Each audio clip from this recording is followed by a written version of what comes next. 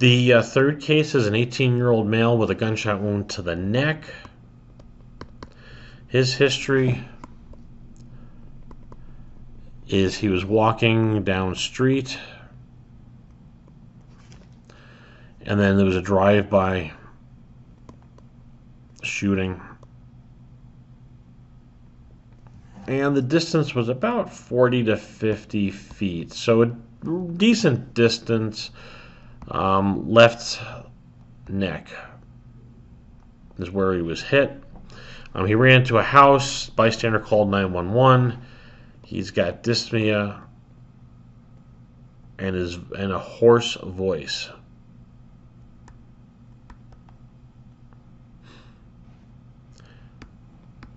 He had heard 3 shots. He couldn't see the gun, so he's not sure what caliber it was. And honestly, most of the time by seeing the gun, we may not be sure of the caliber, just because a lot of them are chambered in different calibers. On exam, he is alert. He's tachypnic. He's got a muffled voice. That's concerning right there. That's a red flag. Let's see, there's 2 wounds. One is the left lower neck, and the second is the right upper, near the mandible. Which kind of makes sense. Drive-by shooting, he's standing. The shooter is probably a little bit lower than the patient. So going in on the left side towards the lower and angling up towards the right upper makes sense. Lung sounds clear. Let's see, pulses rapid and strong. Neck is swollen,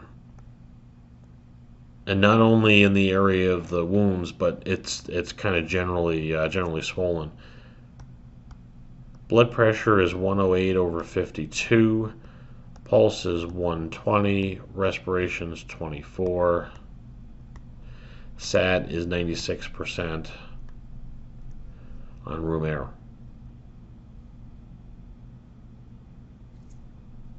What other assessments are indicated?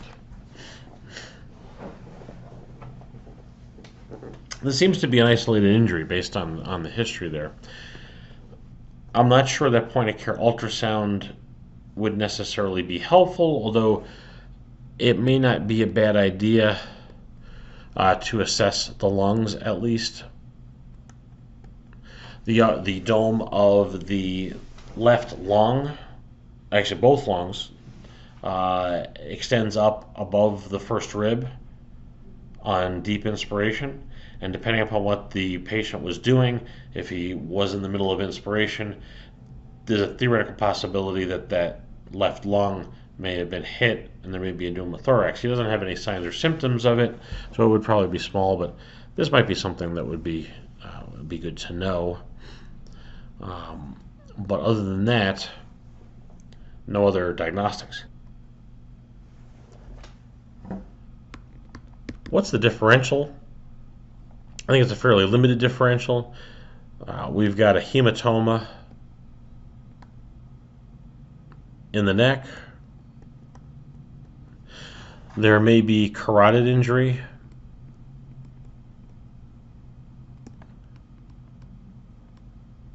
Jugular injury.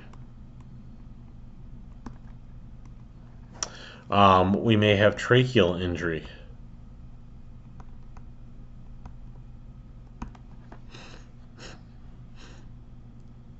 So we've got definitely some things that are going on in the neck there that are concerning. So treatments. So what do we need to do? Definitely oxygen. We got to talk about airway management here.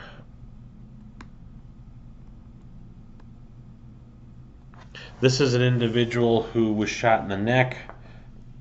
Clinically, it appears that he has a hematoma. The muffled voice indicates that there's some disruption or an impediment in the larynx.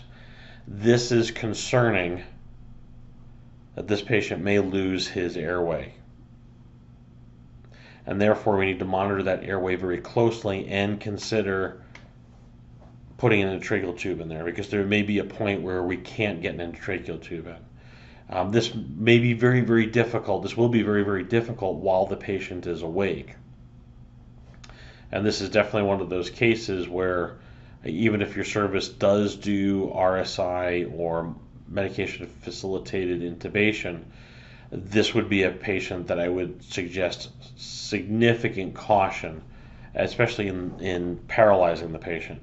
Sedating to make an attempt may be reasonable, depending upon your expertise.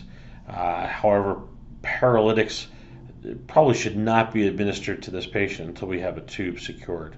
Because if we take away that respiratory drive and that airway closes off, we're going to have a tough time getting an airway in this patient. That swelling is going to occlude the landmarks and make it very, very difficult to perform a cricothyroidotomy. So in terms of the reevaluation, we have our vitals, including pulse ox. That's probably the big reevaluation besides the clinical exam.